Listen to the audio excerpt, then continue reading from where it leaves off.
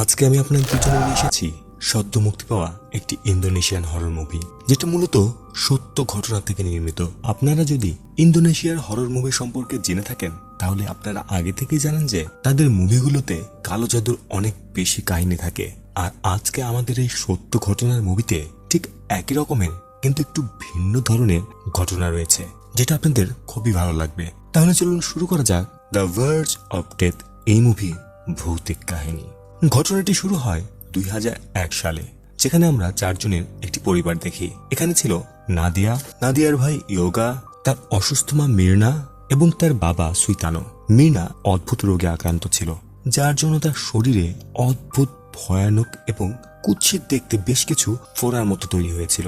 কিন্তু এমন অসুস্থ হওয়ার পরেও মির্নাকে তার হাজবেন্ড সুইতানো হসপিটালে নিয়ে যায় না। মির্নাকে সব সময় একটি ঘরে আবদ্ধ করে রাখা হয়। একদিন সে তার মেয়ে নাদিয়াকে ডেকে বলে, সব সময় বাবার কথা শুনবে এবং তোমার ভাইয়ের রক্ষা করবে। হঠাৎ করে মির্না রক্ত বমি করতে শুরু করে। এমন অবস্থা দেখে সুইতানো ও ইয়োগা সেখানে ছুটে আসে। নাদিয়া তার বাবাকে অ্যাম্বুলেন্স ডাকতে বলে, কিন্তু ডাক্তার ডাকার বদলে সুইতানো দৌড়ে যায় একটি ঘরের ভেতরে আর অদ্ভুতভাবে সেখানে চিৎকার করতে থাকে যে, প্লিজ আমার স্ত্রীকে ছেড়ে দাও, তাকে মেরো না। এই অদ্ভুত ব্যাপারগুলো দেখে বাচ্চাগুলো দ্বিধায় পড়ে যায়, কিন্তু আমরা বুঝতে পারি যে বাড়িতে রয়েছে অস্বাভাবিক কিছুর উপস্থিতি। এর কিছুদিন পরে সময় আসে 2002 সালের হ্যাপি নিউ ইয়ার, যেখানে নাদিয়া ও ইয়োগা তার মায়ের এমন অবস্থার জন্য অনেক চিন্তিত ছিল। এর মধ্যে রান্নাঘর থেকে তারা মির্নার আওয়াজ শুনতে পায়। এমন শব্দ শুনে তারা সেখানে যায়। গিয়ে তাদের চোখ কপালে উঠে যায়, কেননা মির্না একদম সুস্থ ছিল। সে খাবারের ঘরে এসেছে। নিজের স্ত্রীকে এমন সুস্থ দেখে সুইতানো অনেক খুশি হয়ে যায়। এরপর পুরো পরিবার একসাথে অনেক আনন্দে হ্যাপি নিউ ইয়ারের ডিনার করে। হ্যাপি নিউ ইয়ারের জন্য একে অপরকে শুভকামনা দিচ্ছিল। হঠাৎ করে মিনা অস্বাভাবিক কিছু অনুভব করতে থাকে। ধীরে ধীরে সে সেখান থেকে উঠে রান্নাঘরে চলে যায়। এদিকে নাদিয়া পানি না থাকার কারণে মায়ের পিছু পিছু যায়। বাচ্চা মেয়েটি রান্নাঘরে যেতেই সে ভয়ে কাঁপতে থাকে, কেননা তার মা ফুটন্ত পানির ভেতরে নিজের মুখ ঠেসে ধরেছিল। নাদিয়ার ভয় দেখে সুইতানো দৌড়ে এসে তার স্ত্রীকে বাঁচানোর চেষ্টা করে, কিন্তু মির্নার মুখ এমন ভয়ানক ভাবে পুড়ে গিয়েছিল যে সে ওই রাতেই মারা যায়। এরপর আমরা 3 মাস পরের দৃশ্য দেখতে পাই, যেখানে আমরা জানতে পারি সুইতানোর অনেক ভালো একটা ব্যবসা ছিল।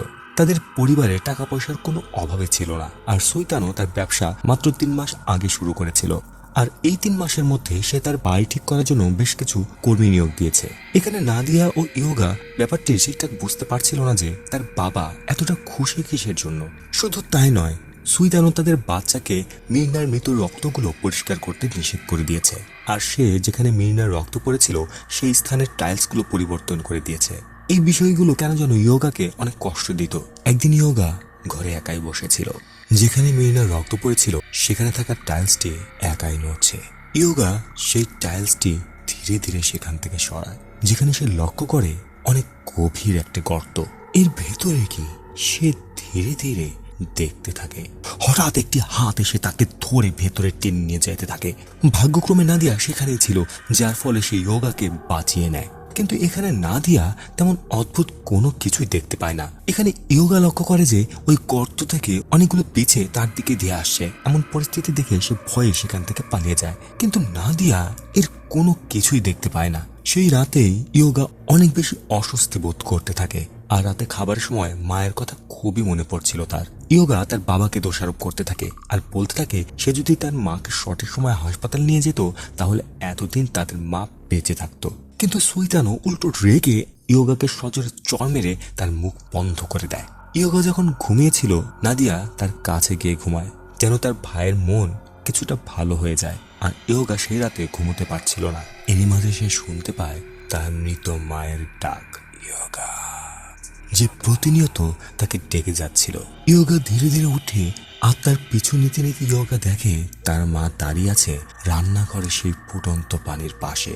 ইয়োগা ধীরে ধীরে যখন সেই আত্মার কাছে যায়, হঠাৎ করে আত্মার মাথা সেখান থেকে পড়ে যায় আর চোখের পলকে আত্মাটি অদৃশ্য হয়ে যায়। এমন ভয়ানক দৃশ্য দেখে ইয়োগা কাঁপতে থাকে। তখনই সেখানে এসে পৌঁছায় সুইতানো। অবাক করার বিষয় হলো, ইয়োগা তার বাবাকে দেখে সেখানে লুকিয়ে পড়ে।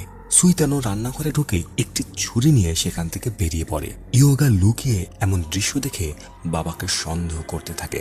সুইতানো বাচ্চাদেরকে দেখার আগেই ইয়োগা দৌড়ে গিয়ে ঘুমানোর অভিনয় করে, যেন সুইতানো দেখে না বুঝতে পারে বাচ্চারা জেগে আছে।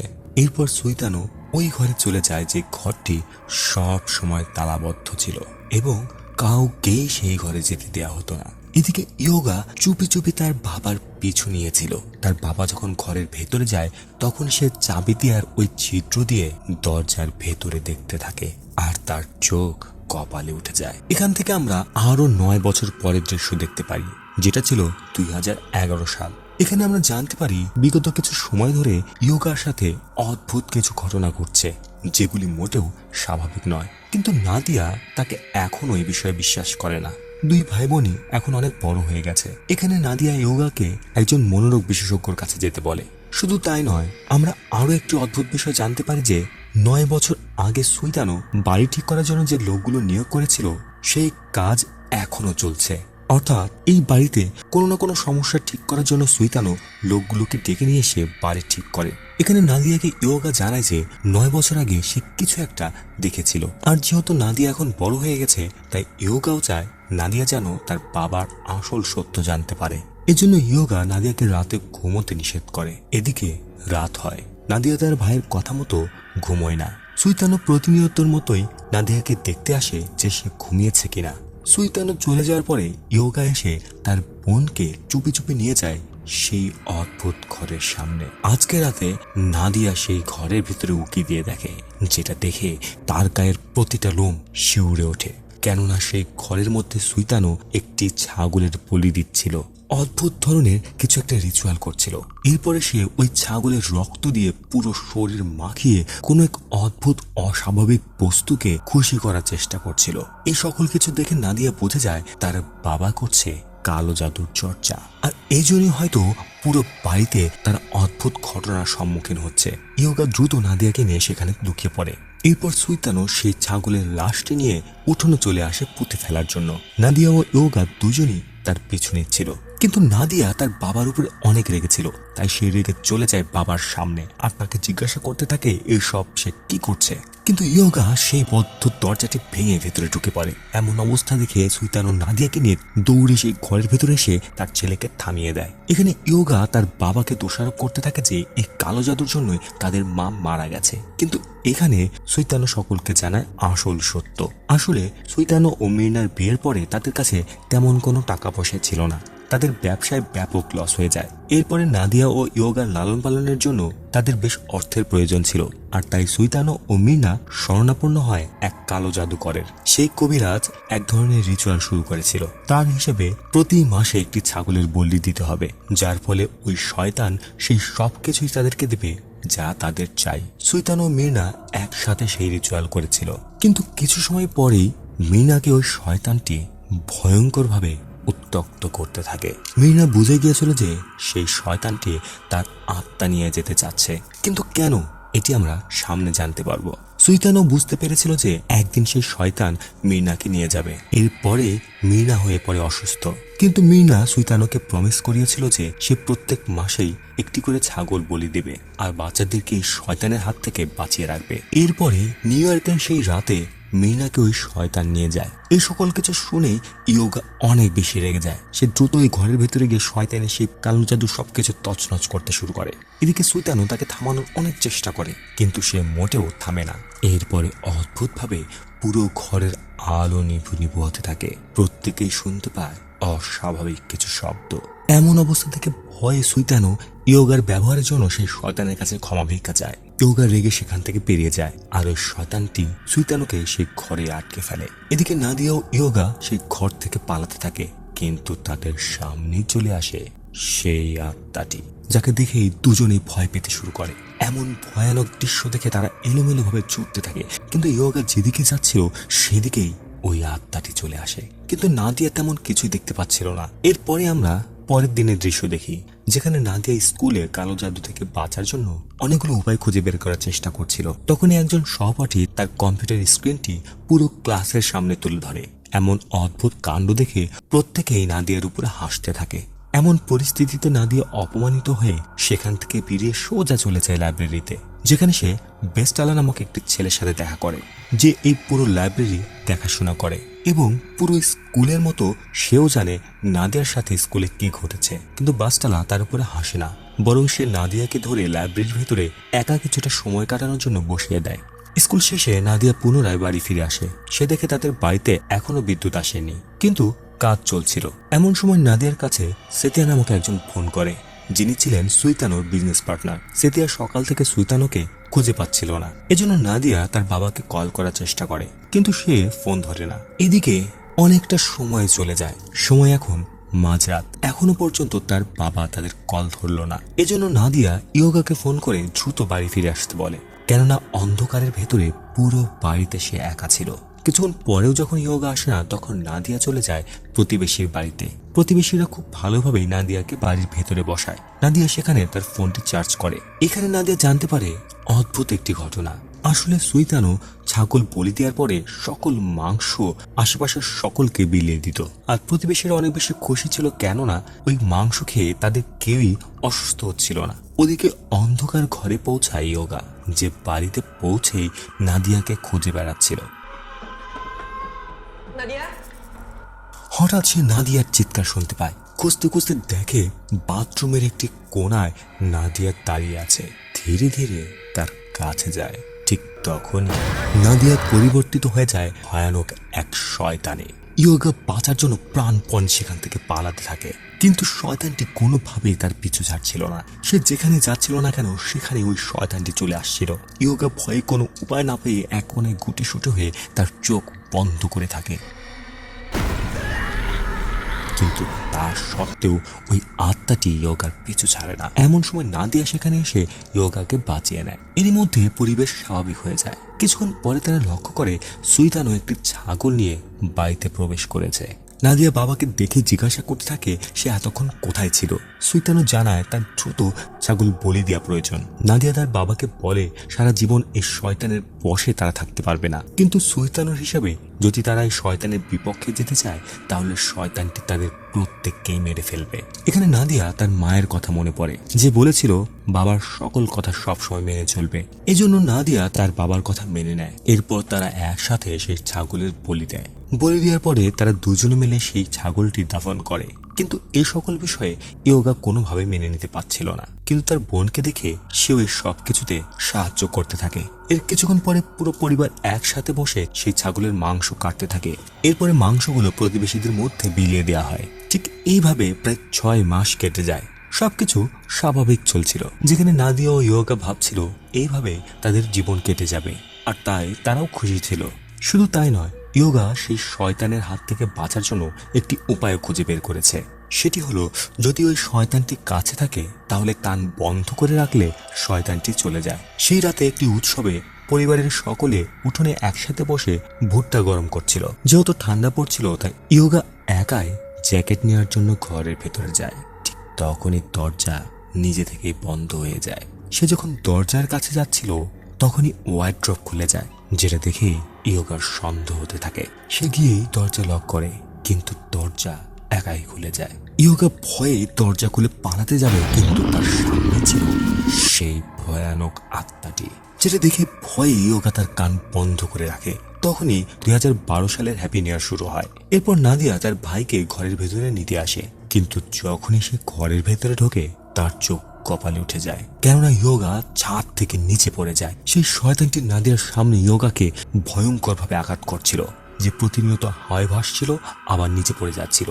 এমন ভয়ঙ্কর দৃশ্য দেখেও নাদিয়া তার ভাইকে বাঁচাতে পারে না। শয়তানটি ইয়োগাকে তুলে তার ঘাড় মটকে দেয়। এরই মধ্যে সুইতানো দৌড়ে এসে দুজনে মিলে ইয়োগাকে হাসপাতালে নিয়ে যাচ্ছিল, কিন্তু পথেই ইয়োগা মারা যায়। নিজের ভাইকে হারিয়ে নাদিয়া পুরোপুরি ভেঙে পড়ে। এরপর ইয়োগাকে দাফন করার জন্য বাড়ি থেকে তার লাশটি নিয়ে যাওয়া হয়। ভাইয়ের লাশটি বিদায় দিয়ে নাদিয়া যখন বাড়ির ভেতরে পা দেয়, তখনই সে দেখতে পায় তার ভাইয়ের ভয়ানক এক আত্মাকে, যেটা দেখে নাদিয়া প্রচন্ড ভয় পেয়ে যায়, কেননা তার সাথে এর আগে এমন কোনো কিছুই ঘটেনি। সে তার কান 2 হাত দিয়ে চেপে প্রতিনিয়ত প্রার্থনা করতে শুরু করে। অদ্ভুতভাবে বিষয়টি কাজ করে যায়। কিছুক্ষণের মধ্যেই তার আশেপাশের পরিবেশ স্বাভাবিক হয়ে যায়। এর কিছুদিন পরেই সুইতানোর ব্যবসা পুনরায় ভালো হতে থাকে, কিন্তু এতেও সুইতানো খুশি ছিল না। আর এখানে আমরা বুঝতে পারি এই কালো জাদুর পেছনে এখনো বেশ কিছু রহস্য রয়েছে। ওদিকে নাদিয়া কলেজে মেডিকেলের পড়াশোনা করছিল, আর আজকে তারা ব্যাঙের ময়না তদন্ত করবে। ঠিক তখনই তার পাশে এসে পড়ে একটি ছাগলের কাটা মাথা। নাদিয়া ভয়ে আর্তনাদ করতে থাকে। সে ভয়ে ক্লাস থেকে বেরিয়ে সোজা চলে যায় লাইব্রেরিতে, যেখানে সে পুনরায় বাস্তালার সাথে দেখা করে। সে এখানে নাদিয়াকে সান্ত্বনা দেওয়ার চেষ্টা করে, তাকে বোঝায় যে যদি তোমার মনের কথা কারোর সাথে শেয়ার করতে না চাও, তাহলে সেই কথাগুলো তুমি ডায়েরিতে লিখতে পারো। এর ফলে তোমার ভেতরে থাকা কষ্টগুলো কিছুটা রিলিফ পাবে। তার কথাগুলো নাদিয়ার ভালো লাগে, আর তাই সে তার মনের কষ্টগুলো ডায়েরিতে লিখতে শুরু করে। রাতের বেলায় তার ঘটনাগুলো লিখতে লিখতে হঠাৎ সে শুনতে পায় তার ভাইয়ের কান্না। কান্নার শব্দ শুনে সে যখন খুঁজতে যায়, সে দেখে শব্দটি আসছে সেই গোপন কক্ষ থেকে। সে ধীরে ধীরে ঘরের ভিতরে ঢুকতেই তার পুরো শরীর যেন কাঁপতে থাকে, কেননা ওই শয়তানটি তার ভাইয়ের মৃত শরীর কাঁচা চিবিয়ে খাচ্ছিল। সেই শয়তানটি নাদিয়াকে আঘাত করে সেখান থেকে চলে যায়। এরপরে যখন সুইতানো আসে, তখন নাদিয়া তার বাবাকে এই সকল ঘটনা খুলে বলে, যেটা শুনেও সুইতানো ভয় পেয়ে যায়। নাদিয়া তার বাবাকে হাতের ক্ষত দেখিয়ে বলে সেই শয়তানটি তার মা ও ভাইয়ের আত্মাকে খেয়ে ফেলেছে। এখন হয়তো সেই শয়তানটি নাদিয়াকে খেতে চায়। এমন ঘটনা শুনে সুইতানো মোটেও দেরি না করে দ্রুত নাদিয়াকে নিয়ে এক গহীন বনের ভেতরে যায়। যাবার পথে নাদিয়া রাস্তার মাঝে এক অদ্ভুত মহিলাকে দেখে, যে ভয়ঙ্করভাবে তার দিকে তাকিয়েছিল। অবাক করার বিষয় হলো, ওই মহিলাটিকে সুইতানো দেখতে পাচ্ছিল না, কিন্তু সে বুঝতে পারছিল। আর তাই সে নাদিয়াকে বলে, আশেপাশের বিষয়গুলোতে খুব একটা গুরুত্ব দিও না। কিছু দূর যাওয়ার পরে নাদিয়া পুনরায় সেই অদ্ভুত মহিলাকে দেখতে পায়। এটা স্পষ্ট যে সেই মহিলাটি ছিল একটি আত্মা, আর তারা দুজনে যত বেশি ওই বনের ভেতরে যাচ্ছিল না কেন, সেই আত্মাটি তাদের সামনে বারবার চলে আসছিল। এমন সময় হঠাৎ সে আত্মাটি গাড়ির সামনে চলে আসে, আর নাদিয়া ভয়ে গাড়িটি ঘুরিয়ে নেয়। এতে দুজনে অ্যাক্সিডেন্ট করে। নাদিয়া ভয়ে তার কান বন্ধ করে নেয়, আর ভাবতে থাকে হয়তো সেই বৃদ্ধ আত্মাটি সেখান থেকে চলে যাবে। কিন্তু সেই বৃদ্ধ আত্মাটি গাড়ির ভেতরে চলে আসে।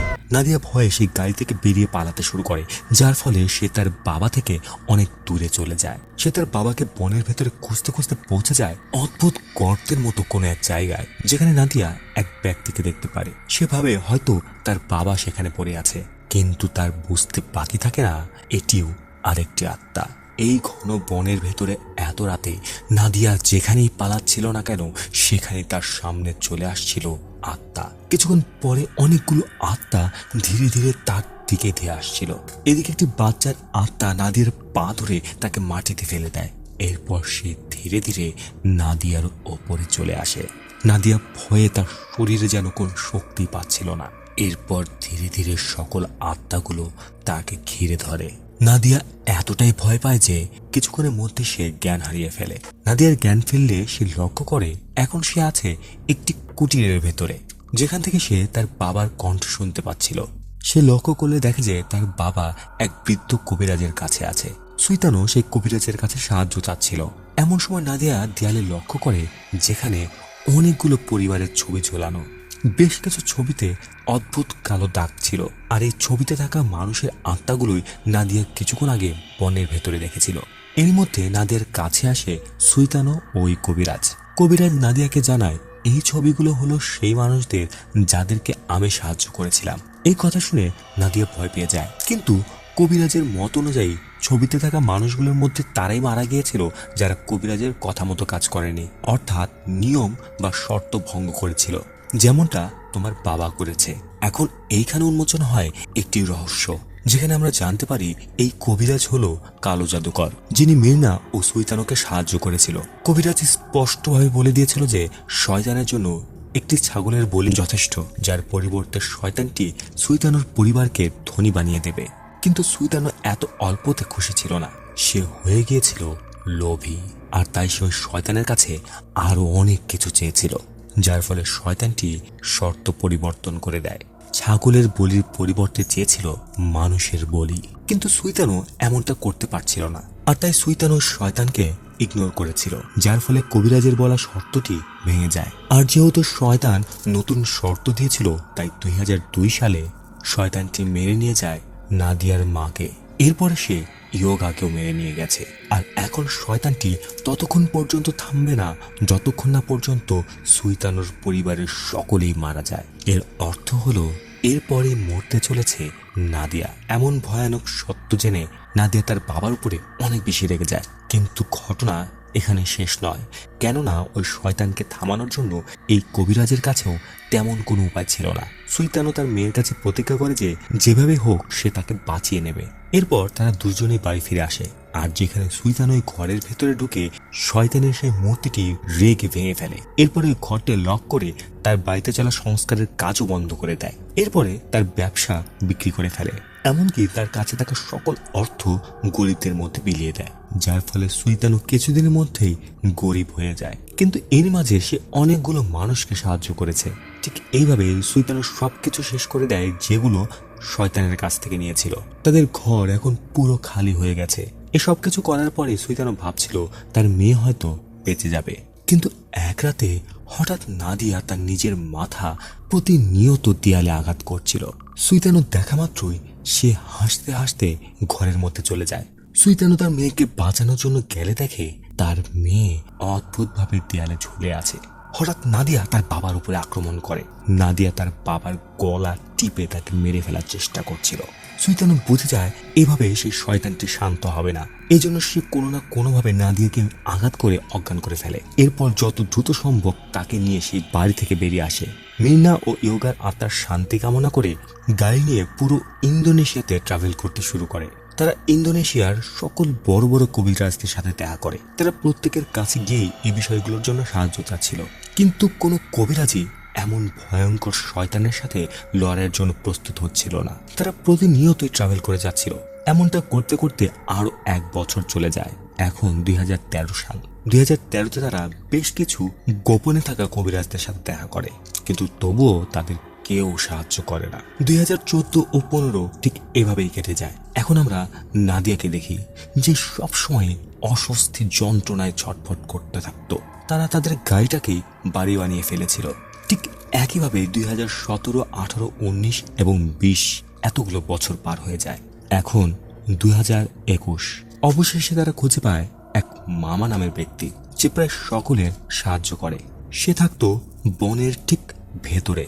সেখানে পৌঁছাতেই তারা দেখতে পায় এক কিশোরীর আত্মা, যে আত্মাটি ওই মাব্বার কাছে নিয়ে যায়। মাব্বা গান গাইছিল, আর সে ছিল অন্ধ, কিন্তু তার ভেতরে ছিল অদ্ভুত অলৌকিক শক্তি, যে শক্তির মাধ্যমে সে নাদিয়াকে দেখা মাত্রই বুঝতে পেরে যায় ঘটনা কি। মাব্বার কাছে সুইতানো সাহায্য চায়, আর সে পুরো ঘটনা তাকে খুলে বলে। সুইতানো জানায় যে তার কাছে থাকা সকল অর্থই সে বিলিয়ে দিয়েছে, কিন্তু তবুও সেই শয়তান তাদের পিছু ছাড়ছে না। মাব্বা সুইতানোকে বলে, তুই যা করেছিস তার জন্য তুই যাই করিস না কেন, তোকে তোর পাপের শাস্তি ভোগ করতেই হবে, আর তোর জন্য তোর পরিবারও এর শাস্তি ভোগ করবে। মাব্বা তাকে জানায় যে যে শয়তান তাদের পিছু নিয়েছে সে প্রতি 10 বছরে একজন মানুষের বলি নেয়। এজন্য নিউ ইয়ার 2002 সালে তার স্ত্রী মারা গেছে।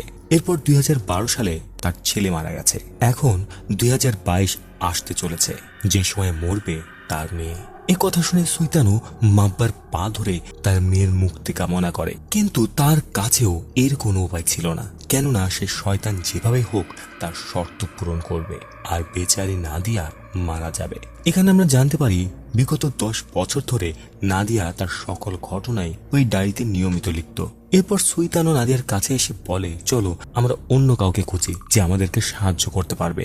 কিন্তু নাদিয়া তার বাবাকে থামিয়ে দেয়, কেননা দ্রুতই নিউ ইয়ার চলে আসছে, আর এত বছর দৌড়াতে দৌড়াতে সে পুরোটাই ক্লান্ত।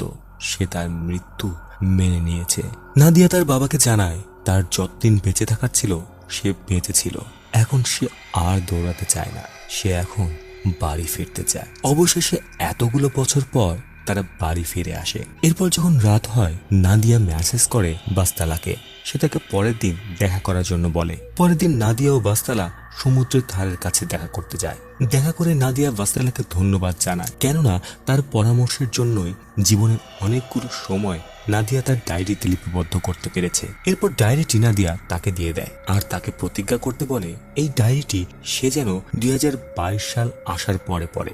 ডায়েরি দেওয়ার পরে তার বেশ কিছু সুন্দর সময় এখানে পার করে। এরপর আমরা দেখতে পাই নিউ ইয়ার আসার 5 মিনিট পূর্বে, যেখানে নাদিয়া ও সুইতানো ডিনার করে বসেছিল। নাদিয়া তার বাবাকে বলে, আমি চাই না যে আপনি 12টা বাজার সময় আমার সাথে থাকেন। আমি চাই আমার সাথে যাই ঘটুক না কেন সেগুলো যেন আপনার চোখের সামনে না ঘটে। এখানে সুইতানো না চাইলেও তার মেয়ের মৃত্যুর আগের শেষ আশা পূরণ করার জন্য সে সেখান থেকে চলে যায়। যাবার আগে সে তার মেয়েকে জড়িয়ে ধরে পুনরায় ক্ষমা চায়। এরপরে সে ওই ঘর থেকে বেরিয়ে যায়। এখন রাত 12টা বাজে। নিউ ইয়ার হওয়ার সাথে সাথেই নাদিয়া অদ্ভুত কিছু অনুভব করতে শুরু করে। আশেপাশের আলো নিভু নিভু হতে শুরু হয়। ঠিক এমন সময় নাদিয়ার পেছনে চলে আসে সেই শয়তান। কিছুক্ষণের মধ্যে শয়তানটি যখন নাদিয়াকে স্পর্শ করে, নাদিয়ার শরীরে শুরু হতে থাকে অসহ্য যন্ত্রণা। যেই যন্ত্রণা থেকে বাঁচার জন্য নাদিয়া তার শরীরটি প্রতিনিয়ত চুলকাতে থাকে। শরীর চুলকাতে চুলকাতে এমন অবস্থা হয়ে যায় যে একটা পর্যায়ে তার মুখের চামড়া উঠে যায়। যার পরে ওই শয়তান নাদিয়ার গলা কেটে তাকে সেখানেই মেরে ফেলে। এরপর তার আত্মাটি শয়তান নিয়ে যায়। আর এর সকল কিছু সুইতানো দেয়ালের পাশে দাঁড়িয়ে শুনছিল, কিন্তু তার কিচ্ছু করার ছিল না। এখন নাদিয়ার সাথে যা কিছু ঘটেছিল তার সবকিছুই বাস্তালা নাদিয়ার ডায়েরির মাধ্যমে জানতে পেরেছিল। বাস্তালা নাদিয়ার কবরের কাছেও গিয়েছিল, আর বাস্তালা নাদিয়ার প্রত্যেকটা কথাই বিশ্বাস করত। আর এই ডায়েরির লেখার উপর নির্ভর করেই এই পুরো সিনেমাটি তৈরি করা হয়েছে। মুভির শেষে আমরা নাদিয়ার বাড়িটাকে দেখি, যেখানে রাত নেমে এলেই শুনতে পাওয়া যেত মির্না, ইয়োগা ও নাদিয়ার ভয়ঙ্কর আর্তনাদ। কিন্তু এই ভয়ানক আর্তনাদ শুধুমাত্র সুইতানো শুনতে পেত, যে এখন পুরোপুরি নিঃশেষ হয়ে গিয়েছে। সেই শব্দগুলো সুইতানো ওই গোপন কক্ষ থেকে শুনতে পায়। সে যখন ওই শব্দের পিছে ওই ঘরে যায়, তখন সে সেখানে তার পুরো পরিবারকে দেখতে পেয়েছিল। কিন্তু কিছুক্ষণের মধ্যে সে লক্ষ্য করে তাদের মাথার জায়গায় চলে এসেছে ছাগলের মাথা। আর সে যখন ওই ঘরের ভিতরে ঢুকে পড়ে, তখন দরজা একাই বন্ধ হয়ে যায়। এখানে আপনাদের কি মনে হয় সুইতানোর সাথে কি ঘটেছিল? গল্পটি কেমন লাগলো তা অবশ্যই কমেন্টে লিখে জানাবেন। আর হ্যাঁ, ভিডিওতে লাইক দিতে ভুলবেন না। এমন আরো ভিডিও দেখতে চাইলে চ্যানেলটি সাবস্ক্রাইব করে আমাদের পরিবারের অংশ হয়ে যান।